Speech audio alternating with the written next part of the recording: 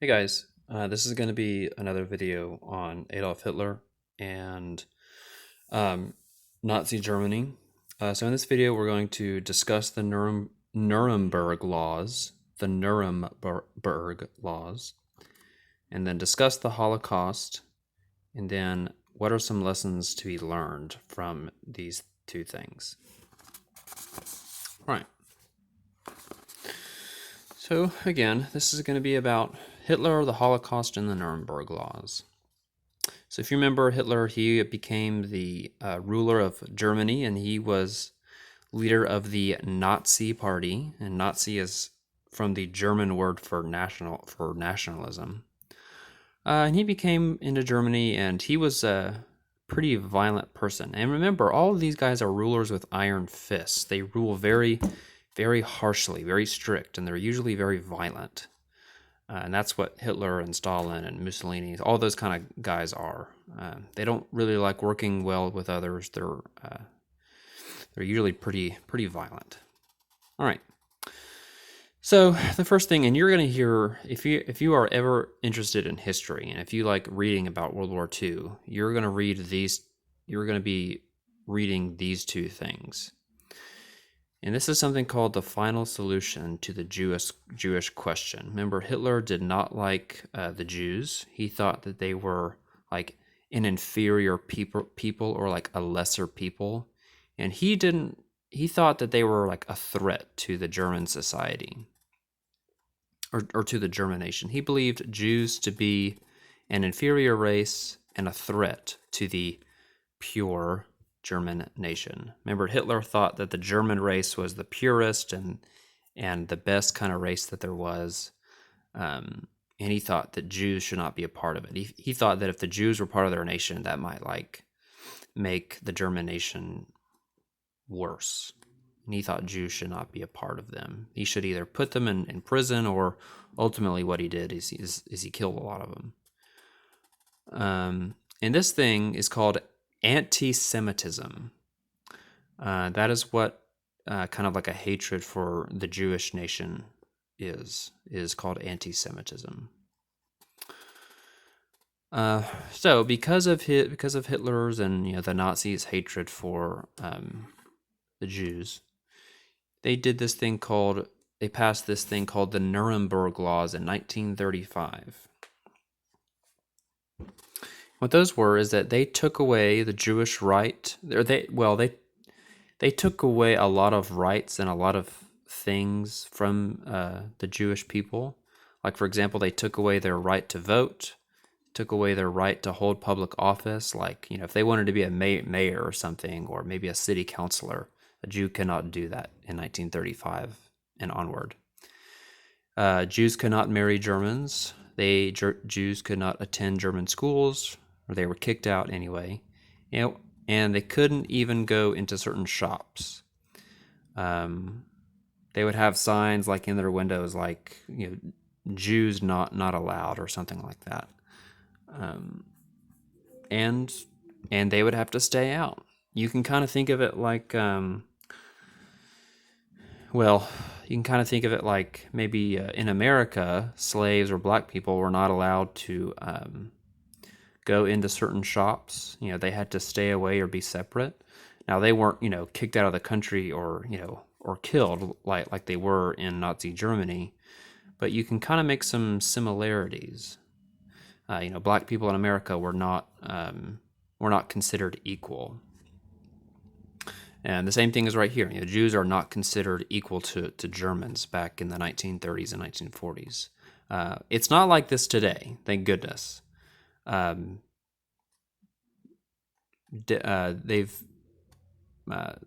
They've done some things to kind of help move on from this really, really dark period in German history. So it certainly is not like this today in Germany. And Jews were also forced to wear the Star of David, and there's a picture of it in your textbook. But they would have to wear like this band around their arm, and they would wear that. They were forced to wear that by I guess the Hitler and the Nazis, because they wanted to know who the Jews were so that they could, know who they were so that they could, make fun of them or, be hateful towards them. It was really kind of more like an insult or a ridicule wearing the Star of David. Also in 1938, there's this thing called Kristallnacht. Kristallnacht. That is called the Night of Broken Glass. And that was just another event of Germans to kind of be hateful towards the Jewish people. This is an event where Jewish-owned stores, buildings, and synagogues — the synagogue is a temple where the Jews worship — were destroyed. There was a couple of nights in 1938 where the Germans just went across the country and they destroyed a lot of Jewish-owned buildings and property, just to show them that they were not welcome and that they did not like them. And, of course, to go along with Hitler and what's called the Holocaust is that he forced millions of Jews into these concentration camps for slave work. This was a massive thing that took a long time to do, but Hitler and the Nazi Party, they identified the Jewish people, and they would round them up, they would put them on trains, and then take them to these camps where they would do slave work, for maybe they were building things for the German army or other things. And unfortunately, a lot of them were also killed. So again, this is a very, very dark time in history, and it really wasn't all that long ago. It was back in the 1940s, so it was only about 80 years ago. It may seem like a long time ago, but I guess when you get older, you kind of realize that it really wasn't all that long ago.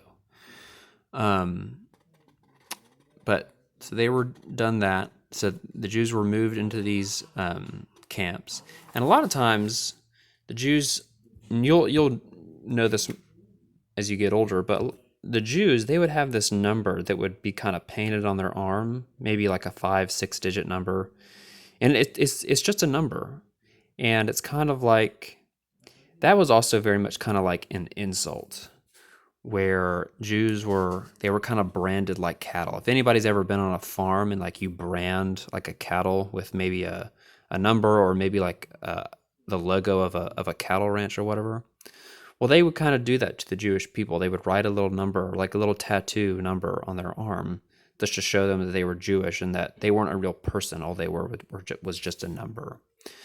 So again, they were, the Jewish or the German or the Nazis were very hateful towards the Jews, and all that was started by Hitler. And if you remember, why they did this is that they kind of blamed the Jewish people for Germany's problems, for losing World War I and for being in a really terrible situation, and they just blamed the Jews on that. And again, there is a lot of other stuff that goes into it. But I just kind of have to give you some of the basics, and you'll learn more about this if you're interested in it in history when you get older. But okay, so let's get into lessons to be learned from this. So again, this is a very, very dark time for the Jewish people and for the nation of Germany.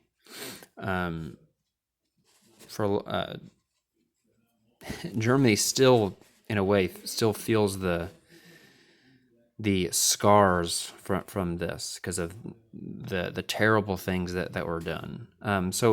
But there are some things that if we look back into history that there are some things that we can learn from this. And this isn't all of them. There's a ton of stuff to learn from, but I'm just going to give you a few of them. So one of the things that we should learn is we need to remember those who are lost. Again, there were millions of people that were lost during this time, and we need to remember those as a way to respect them and to make sure they're not just lost in history. Make sure that we don't forget these people, because they were an important part of history and we need to remember them. Also, there should be a responsibility to prevent a Holocaust. The Holocaust was the event for the removal of Jews from Germany and to ultimately put them in camps and also to kill them. So we learn about this event and we realize, man, this is not how a country or a society should behave. So we need to make sure, as either the American nation or as individuals, that this kind of thing never ever happens again, because it was just a horrible, horrible thing. Also, to prevent hatred by a government. Of course, Hitler was the leader of the German government, and they would always talk about how much they hated the Jews and all this. They would have propaganda against the Jews, and the government should not be doing that. They should not be involved in what's called hate speech towards a certain people. That's not the role of a government. That's not what they should do. And I understand sometimes some governments may do that, but I think we all know that they should not be doing that. Also, to educate people on the bad things and the people who died for respect and a better country. Again, this kind of goes back with the first one, to remember those who were lost. We need to respect them and remember to not do this. And hopefully we can use this as a lesson to try to identify if there were anything like that in our country or in other countries, so that we can get rid of that and hopefully become a better country. And then, of course, also in Nazi Germany, they thought that Germans were better than Jews. Well, of course, according to God and according to the Bible, all men are created in God's image, and that if we cannot love God and hate a brother. If we hate our brothers and sisters in Christ, or if we hate other people in our country, then we certainly can't love God. We need to show love and sympathy and compassion and care for all people around us. Even if it's people we don't agree with, we still need to treat them with respect and care for them and love for them, just as Jesus did in the Bible. All right, so that is that, and I will see you guys later.